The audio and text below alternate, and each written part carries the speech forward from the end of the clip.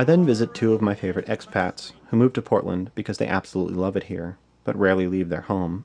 This is Wells, and this is what she does for a living. Okay. This is a series I did on myths, and I did them as pillows because I like subverting fine art into something practical, but I also like that these are kind of fantasy dream-like images and stories. Her embroidery is really intricate and fascinating, and I've asked her to show me some of her recent work.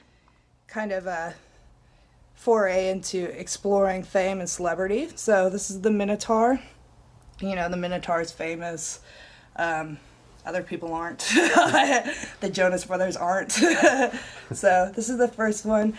I like the design. I'm not super happy with it. This was one of the first ones I did, so it looks kind of primitive to me. But I've done this. I'm doing this one again right now in a different kind of format.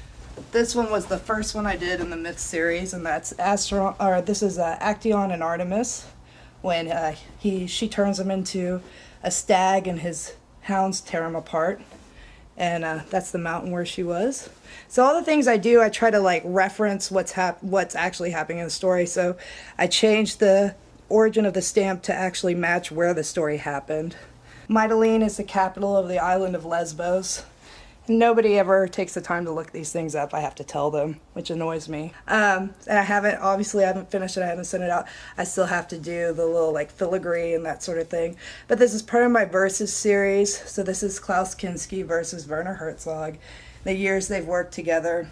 A lot of times when I do these two as separate, when I do them as diptychs, I'll do like Kinski's life and death and where they're from. And I have photos of those. And the next one is going to be Tesla and Edison. I have a whole series of them that I'm working on, but people keep ordering this one, so it's hard to get the other ones finished. This and this are part of my series. I'm doing a bunch of like kind of naturalistic images. So these are Ernst Haeckel illustrations that I've embroidered.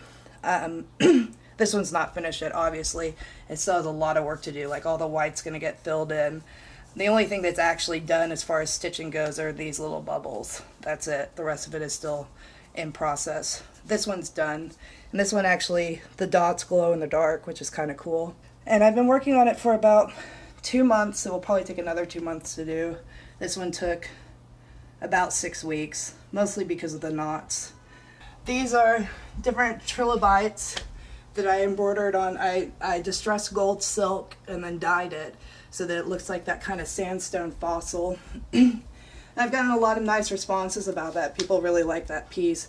Embroidering on silk is really, really hard to do because everything fades, so it's like, it kind of ruined my eyes. I had to start wearing glasses because I'm old. And then this is this is one of 25 pieces for an installation, and I want it to be kind of, whether you can't tell if it's pond scum or moss or if it's an aerial view. Mm-hmm. So different pieces are going to reflect that. They're going to be a little bit more specific to either like an aerial view or specific to just kind of looking like moss. So the first time I showed that, I had it hung on a tree and people really loved it. Cool. But that took forever because that's just thousands and thousands and thousands of teeny tiny knots, you know? Mm-hmm. And that's only like, I think this is a 4-inch hoop. So the hoops are going to go from 3 inches to 11 inches. Oh, do you want to show me the little cootie catcher? Oh, yeah. And then I made a bunch of cootie catchers.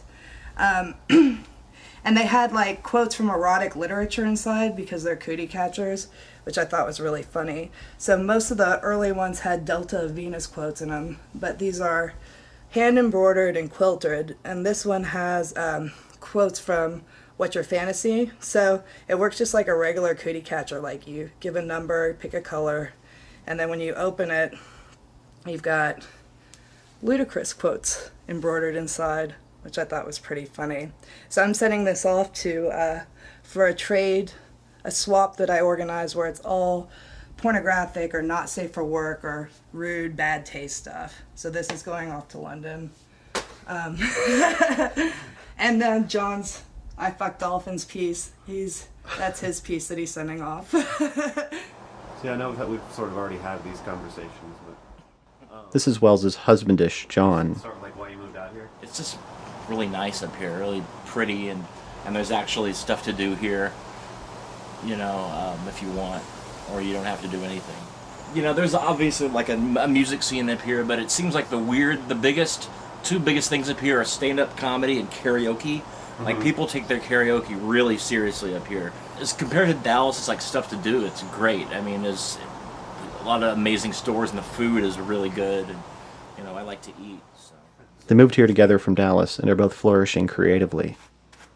Also, she does practically everything by hand, down to spinning her own yarn. I knit, I do sculptural knitted pieces, and I spin, and I do it all by hand. It's really tedious. Spindles they're tools that have been around for 30,000 years. Spinning wheels are relatively new. They're like the iPod of the textile industry. But I guess knitting is what really kind of got me into the idea of subverting a traditional craft. I got really into two-headed animals, and I wanted them to look kind of creepy, not so toy-like. So this is an original design, and I did two-headed rabbits, I've done two-headed octopuses, two-headed fish.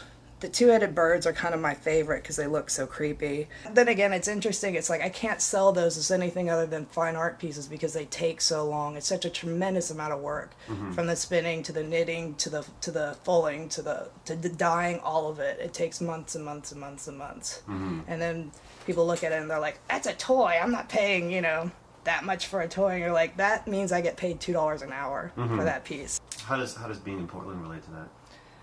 I think they're just like, I don't know. It's weird because I'm doing kind of the same thing I'm doing here as I was in Texas, but here I have more of a presence, online and in public. I think people here are just more interested in it, whereas people in Texas, I think, are more, or at least in Dallas, and even in Austin. I mean, Austin's all about putting on your weird suit, but there's nothing really authentic about it. So I think that they're way into kind of, what's marketed as cutting edge or interesting, but there's not a lot of thought behind it. And it seems like